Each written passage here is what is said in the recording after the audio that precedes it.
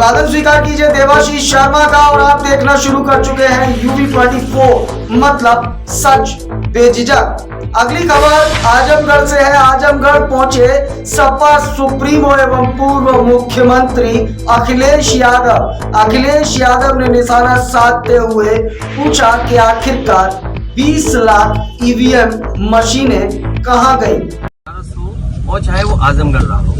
आखिरकार election commission की जिम्मेदारी थी EVM और बैलेट पेपर्स किस तरीके से जाएंगे और कितनी सुरक्षा के साथ जाएंगे, और पॉलिटिकल पार्टीज और जो प्रत्याशी उनकी जानकारी में होना चाहिए कि एक जगह से दूसरी जगह EVM जा रही है। लेकिन इलेक्शन कमीशन के उस समय के अधिकारियों ने जानकारी नहीं दी। कार्यकर्ताओं ने मौके पर पकड़े और सबने देखा कि किस तरीके से अनियमितताएं हो रही थी, किस तरीके से ये लोग अपने मनमाने तरीके से एक जगह से दूसरी जगह ले जा रहे थे। शक यही था कि EVM बदलने जा रही है या बैलेट पेपर में कोई घोटाला होने जा रहा है, और जानकारी सबको है 20 लाख EVM गायब है। आज तक भारत सरकार ढूंढ नहीं पाई EVM कहाँ है।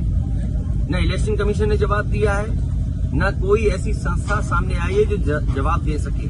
अगर 20 लाख EVM गायब होंगी तो आखिरकार आप चुनाव को कैसे फेयर समझ सकते हैं। इसलिए मैं इन कार्यकर्ताओं से मिलने आया हूं और हमें उम्मीद है कि बहुत जल्दी इनकी जमानत होगी, बाहर आएंगे। लेकिन EVM की लड़ाई अंतोगत्वा लोगों को लड़नी ही पड़ेगी। आजमगढ़ पहुंचे पूर्व मुख्यमंत्री एवं सपा के राष्ट्रीय अध्यक्ष अखिलेश यादव ने ओम प्रकाश राजभर के बीजेपी कनेक्शन पर निशाना साधते हुए क्या कुछ कहा, आप स्वयं सुनिए। आज दारा सिंह चौहान जी के परिवार के कार्यक्रम में मैं शामिल होने आया हूँ। 13वीं का कार्यक्रम है। इनके परिवार के बीच में थोड़ा ID नीचे करिए। इनके माता जी और पिता कुछ वर्ष पहले फोटो बहुत अच्छी नहीं रहे, जिसके कारण ये कार्यक्रम भी नहीं कर पाए। आज इन्होंने इस कार्यक्रम में शामिल होने का मुझे मौका दिया। हम सभी समाजवादी लोग इस कार्यक्रम में शामिल होने आए। और हाईकोर्ट से उसके बाद उत्तर प्रदेश सरकार ने एक और मुकदमा फंसा दिया, जिसपे सुप्रीम कोर्ट ने फटकार लगाई और कहा लगातार इस तरह का देखा जा रहा है। 17 को अगली सुनवाई होनी है। मुझे उम्मीद है कि जिस तरीके से माननीय सुप्रीम कोर्ट और हाई कोर्ट में बहस चल रही है, बहस भी पूरी हो चुकी है। बहुत जल्दी आगे आजमगढ़ साहब बाहर आएंगे और सरकार की लगातार ये कोशिश रही है कि उन पर इतना दबाव हो, कानूनी इतना शिकंजा रहे कि वो बाहर ना निकल पाए। हमें उम्मीद है, समाजवादियों को और पूरी जनता को उम्मीद है कि उनके साथ न्याय होगा। जहाँ ओम प्रकाश राजभर जी का सवाल है, कल बताओ उनके खिलाफ नारे लगाए कि नहीं लगाए। ये पॉलिटिकल लीडर्स को इस तरह कर घेरेंगे आप, पॉलिटिकल लीडर्स को किसी घर में नहीं जाने देंगे आप, किसी कार्यक्रम में शामिल नहीं होने देंगे, तो फिर लोकतंत्र कहाँ बचा। और हम तो ये सरकार से कहते हैं इतनी गरीबी, बेरोजगारी, महंगाई बढ़ी है, क्या गरीबी, बेरोजगारी, महंगाई पे बहस नहीं होनी चाहिए। और आज अगर राशन हटा लो, क्या अपने देश की हालत श्रीलंका जैसी नहीं है। अगर आज राशन हटा ले सरकार, जिस दिन राशन हटा लेगी, हो सकता है भारत की भी स्थिति वही हो जो श्रीलंका की है। ये लोग वो कहते थे कि हमारे रुपया ताकतवर बनेगा, आज रुपया कहाँ पहुंच गया। क्या इस बात की चर्चा नहीं होनी चाहिए। हर नौजवान पढ़ लिख करके भी नौकरी नहीं पा रहा है, रोजगार नहीं पा रहा है। पिछला जो 5 करोड़ का MOU किया था सरकार ने, जमीन पर कुछ नहीं उतरा, नौकरी रोजगार नहीं। अगला तैयारी चल रही है कि एक और आयोजन होगा जिसमें MOU साइन होंगे, फिर सपना दिखाया जाएगा। सरकार ये बताए कि पिछले MOU की कितना पैसा जमीन पर आया है। जो न्याय मांगने जाएगा उसमें बुलडोजर चलेगा। अच्छा भैया, आपको कानपुर देहात की खबर सोचिए आप कि मजदूर अपने घर से काम करने के लिए, सब्जी बेचने के लिए बाजार गया, लौट के आया तो बुलडोजर चल गया उसके घर में। अच्छा जी, एक चीज ये राज ठाकरे को लेकर किसको ले आ रहा है। मैं आजमगढ़ की जनता से अपील करूंगा और कहूंगा भी कि समाजवादियों को हमेशा अपने सेवा करने का मौका दिया है। हमारी पार्टी बैठ करके तय करेगी कि कौन चुनाव लड़ेगा। परिवार से रहेगा। ये अभी विचार होगा, अपने कार्यकर्ताओं से पूछ करके और आपसे भी राय ले लूंगा।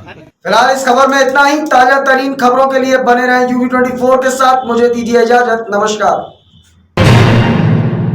स्वच्छ भारत का इरादा कर लिया हमने, देश से अपने ये वादा कर लिया हमने। स्वच्छ भारत का इरादा कर लिया हमने, देश से अपने ये वादा कर लिया हमने। स्वच्छ भारत का इरादा कर लिया हमने, देश से अपने ये वादा कर लिया हमने। स्वच्छ भारत का इरादा कर लिया हमने, देश से अपने ये वादा कर लिया हमने। महात्मा गांधी ने गुलामी की जंजीरों को तोड़कर मां भारती को आजाद कराया। अब हमारा कर्तव्य है कि गंदगी को दूर करके भारत माता की सेवा करें। हमसे निकलेगी स्वच्छता की एक नदी, छल छल छल छल कल कल कल कल एक धुली सी जिंदगी। स्वच्छता की जोत लेकर घर घर जाएंगे, साफ सुथरी रोशनी में सब नहाएंगे। स्वच्छ भारत का इरादा कर लिया हमने, देश से अपनी ये वादा कर लिया हमने। हर गली अब उन्नति की राह जाएगी, धूप आशा की आंगन आंगन गाएगी। स्वप्न गांधी जी का अब साकार करना है, स्वच्छता का देश में त्योहार करना है।